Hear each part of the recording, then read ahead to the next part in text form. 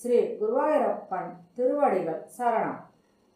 ஸ்ரீமன் நாராயணியம் ஸ்ரீ நாராயண பட்டத்திரி அவர்கள் அருளியது. தசகம் 22. அஜாமிளன் சரிதம். ஸ்லோகம் 1.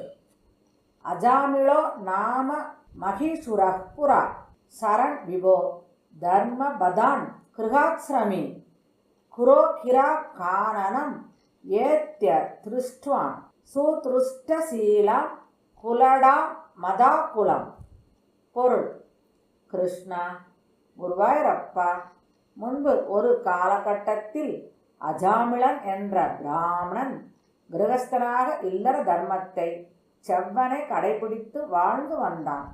மிகவும் தர்மவானாக இருந்தான். ஒரு நாள் தந்தையின் சொல்லிற்கு இணங்க